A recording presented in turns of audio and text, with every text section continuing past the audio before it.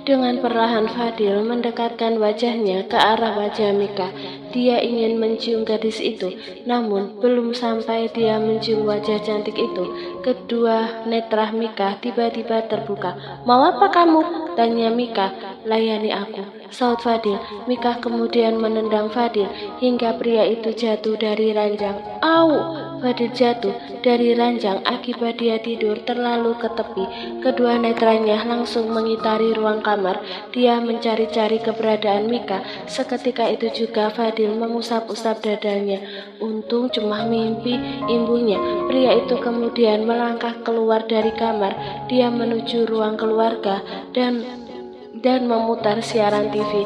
Pagi harinya, Siren yang sudah dimandikan oleh Mama Marisa turun dari lantai atas. Anak kecil itu langsung menuju ruang keluarga karena banyak mainannya yang tertinggal di sana. Fadil saat ini sedang tidur di ruangan itu. TV masih dalam keadaan menyala. Pagi ini TV tersebut menyiarkan film kartun kesukaan Siren. Anak kecil itu kemudian ikut berbaring di samping Fadil sambil menonton film kesukaannya. Mika keluar dari ruang dapur sambil membawa secangkir teh hangat. Sambil menunggu waktu sarapan, dia ingin menonton siaran TV. Gadis itu kemudian melangkah ke arah ruang keluarga. Siren berbaring di samping siapa ya? Gumam Mika saat melihat Siren berbaring sambil mengangkat-angkat kakinya. "Kak Fadil, kenapa dia tidur di sini?" tanya Mika dalam hati. Mika kemudian mengambil kemoceng dan mencabut satu bulu ayam. Gadis itu kemudian berbisik pada Siren agar menggerak-gerakkan bulu ayam itu ke arah wajah Fadil. Siren dengan senang hati melakukannya. Mika langsung menjauhi Siren dan duduk di sofa ruangan itu. "Kamu nakal ya, Mika? Mau aku cium lagi?"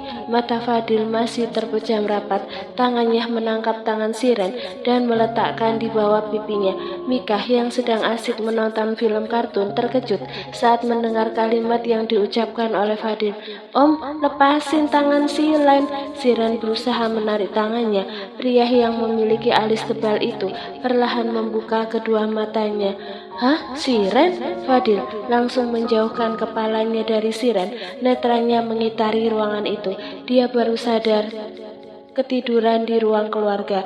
Entah jam berapa dia tidur tadi malam, yang jelas jam 2 dini hari dia masih menonton TV. "Om, kenapa tidur di sini?" tanya Siren. "Om ketiduran habis nonton bola," saut Fadil asal dia tidak ingin Mika tahu kalau dirinya tadi malam susah tidur. "Om mau kemana?" tanya Siren lagi saat Fadil beranjak berdiri. "Om mau mandi," saut Fadil. Dia langsung keluar dari ruangan itu tanpa menyapa Mika. Jam 7 pagi, Alea, Dara, dan Mama Marisa turun ke lantai bawah. Mereka ingin sarapan di ruang makan. Alea kemudian menyerahkan Kenzo pada Binarti. "Bi, tolong panggil yang lainnya ya, suruh mereka ke ruang makan." Tita Alea, "Iya Nyonya." "Mas," Kak Monica tanya, "hari ini rencananya kita pulang jam berapa?" tanya Alea saat mereka sudah berada di ruang makan. "Kita pulang jam 5 sore. Masih ada yang harus Mas urus di sini bersama Firdaus." Rencananya Daryl siang ini ingin mempertemukan Firdaus dengan klien baru. Beberapa saat kemudian Siren dan Mika masuk ke ruang makan. Keduanya langsung mengambil tempat duduk yang sama seperti tadi malam. Baru saja Mika duduk, Fadil yang baru selesai mandi langsung duduk di seberang Mika. "Papa, Siren mau jalan ke mall." "Mas, aku nggak bisa menemani Siren. Kamu tahu sendiri kan, Kenzo badannya masih hangat. Biar Mama dan Mika saja yang membawa Siren ke mall." Mama Marisa ikut menimpali obrolan. "Fadil, hari ini kamu temani mereka ke mall," ucap Daryl. Pria itu masih meragukan kemampuan Mika. Meskipun Mika memiliki ilmu bela diri, tapi dia hanyalah seorang wanita yang tetap saja dipandang lemah oleh Daryl. "Iya," saat Fadil singkat. Jam 10 pagi, Fadil mulai menjalankan mobilnya menuju mall. Siren duduk di samping kursi kemudi. Sedangkan Mika dan Mama Marisa duduk di jok belakang. Saat sampai di mall, Mama Marisa langsung memegang tangan Siren. Keduanya melangkah di depan, sedangkan Mika dan Fadil hanya mengekor di belakang.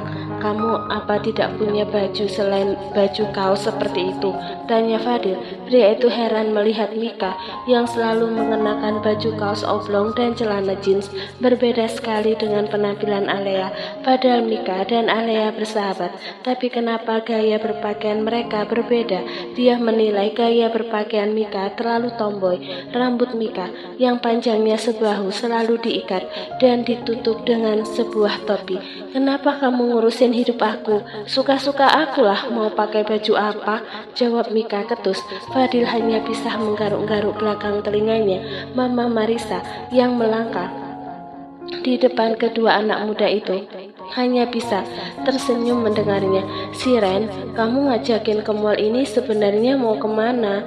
tanya Mama Marisa. "Silen mau beli boneka, Nek. Boneka Silen diambil Luna."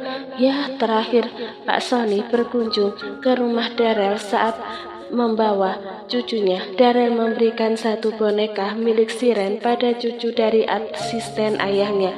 Malam hari, sekitar jam 11 malam, Ridwan dan Fahri baru saja keluar dari kafe. Nasib keduanya yang sama-sama menduda itu membuat mereka menghabiskan waktu weekend di tempat ini. Sambil ngopi, kedua pria itu langsung melangkah ke arah mobil masing-masing. Letak parkir mobil mereka saling berjauhan karena mereka datang tidak secara bersamaan. Ketika sudah masuk ke dalam mobil, Ridwan langsung menyalakan mesin mobilnya. "Cepat tangkap gadis itu, dia ada di belakang mobil hitam itu," seru seorang pria pada dua orang bawahannya. Karena merasa terancam, gadis yang dimaksud pria itu langsung melangkah ke sisi mobil Ridwan. Tanpa ada keraguan, dia langsung membuka pintu mobil bagian tengah dan langsung masuk ke dalam mobil itu. "Hei, siapa kamu?" Ridwan yang sedang memeriksa gawainya langsung mengalihkan perhatiannya ke arah jok belakang. Dia terkejut karena tiba-tiba saja ada orang asing masuk ke dalam mobilnya. "Om, cepat jalankan mobilnya, Om. Ada orang yang mengejarku," seru gadis itu panik. "Kenapa kamu dikejar? Apa kamu mencuri sesuatu?" tanya Ridwan. Pria itu masih enggan menginjak pedal gasnya. "Om, aku tidak ada waktu untuk menjelaskannya. Cepat jalan, Om. Mereka sudah hampir sampai ke sini." Gadis itu semakin panik. Ridwan melihat ke arah luar mobil. Dia melihat 3 orang pria bertubuh kekar sedang melangkah ke arah mobilnya. Ridwan memutuskan menginjak dalam pedal gasnya. Dia tidak ingin berurusan dengan ketiga pria itu.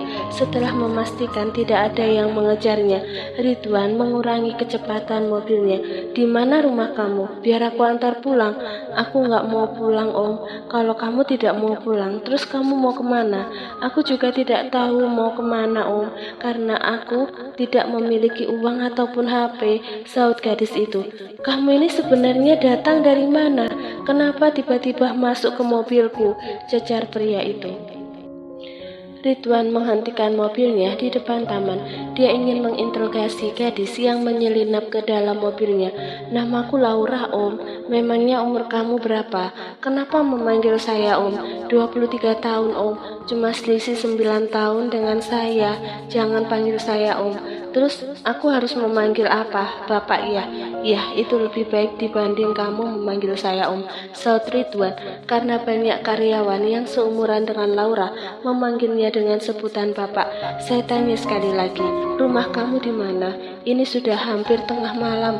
Kamu harus saya antar pulang. Saya sudah mengantuk mau istirahat. Tolong jangan antar saya pulang, karena saya pasti akan dibawa kembali oleh 3 orang laki-laki itu." "Memangnya siapa 3 orang laki-laki itu? Kenapa mereka mau menangkap kamu?"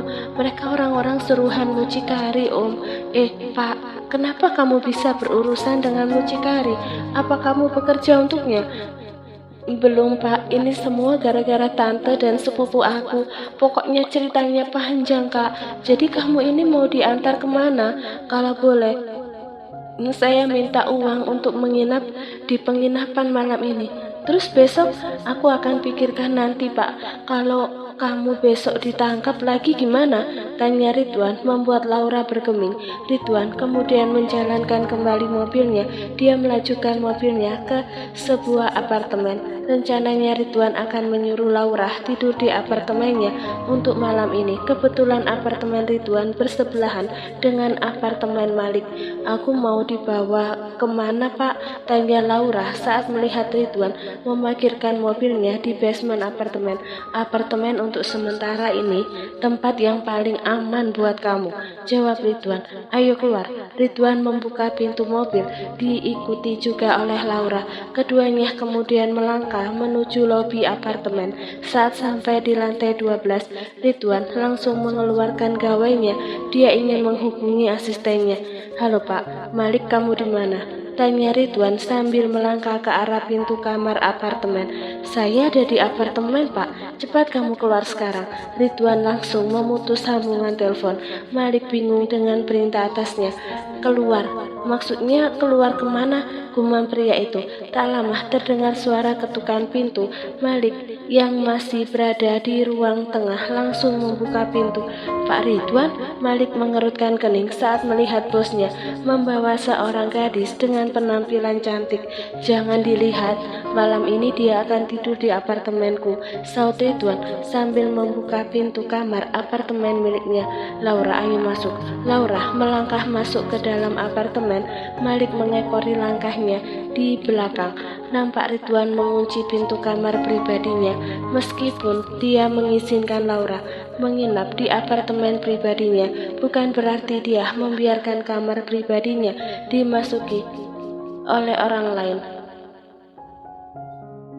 Apalagi Laura adalah orang asing yang baru saja dikenalnya. Dia masih belum tahu seperti apa karakter Laura. Laura, malam ini silahkan kamu tidur di kamar itu. Ridwan menunjuk kamar tamu. Nanti kamu hubungi saja pelayan restoran yang ada di apartemen ini. Gunakan telepon ini. Ini daftar menu yang ada di restoran. Ridwan menunjuk telepon dan satu lembar kertas yang sudah dilaminating yang letaknya di atas nakas ruang tengah. Iya Pak, saya mau pulang sekarang. Jangan berbuat yang aneh-aneh di sini, ucap Ridwan sebelum keluar. Di depan pintu apartemen Malik, Ridwan menceritakan pertemuannya dengan Laura. Bantu saya untuk mengawasi dia. Pak, saya hanya bisa mengawasi di luar saja. Kalau di dalam, Bapak bisa mengawasi langsung melalui CCTV yang terhubung di HP Bapak, saut Malik. Ucapan Malik membuat Ridwan bergeming.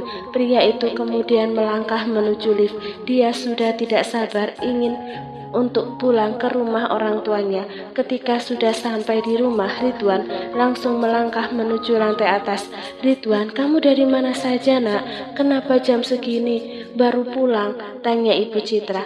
Aku habis dari apartemen ma, saut Ridwan sebelum masuk ke dalam kamarnya. Keesokan harinya, menjelang istirahat makan siang, Ridwan teringat dengan Laura. Dia kemudian membuka CCTV untuk memeriksa apakah gadis itu pergi dari kamar apartemennya atau tidak. Tadi malam aku tidak memberinya uang. Bagaimana mungkin dia pergi? Gumamnya saat membuka CCTV. Astagfirullah, Ridwan langsung beristighfar saat melihat Laura hanya mengenakan baju kemeja putihnya saja. Di sana Ridwan memang ada meletakkan baju kemeja putih yang sudah di laundry. Ingin marah pada gadis itu, tapi Ridwan ingat bahwa gadis itu hanya membawa pakaian yang melekat di badan saja saat bertemu dengan dirinya. Ridwan kemudian mencari kontak Malik. Dia ingin menghubungi asistennya. Halo Pak, Malik, coba kamu lihat Monica. Apa dia sudah selesai dengan pekerjaannya? Kalau sudah selesai, suruh dia pergi ke mall atau butik untuk membeli beberapa style pakaian sekaligus dengan pakaian juga untuk Laura. Kenapa Monica yang disuruh Pak? Karena perawakannya sama dengan Monica, saut Ridwan. Kalau dia bertanya pakaian itu untuk siapa, kamu bilang aja untuk adikku. Baik Pak. Sambungan telepon kemudian diputus oleh Ridwan. Ridwan kemudian duduk bersandar di kursi kerjanya. Dia bingung memikirkan gadis yang dia bawa tadi malam. Jika disuruh pergi, bagaimana nanti jika gadis itu ditangkap oleh orang suruhan dari mucikari? Sore ini rencananya Alea ditemani oleh kedua anaknya dan Mika akan pergi ke minimarket tempat dia dulu bekerja. Tadi malam Darel baru saja bercerita padanya bahwa minimarket itu 1 tahun yang lalu dibeli oleh Darel.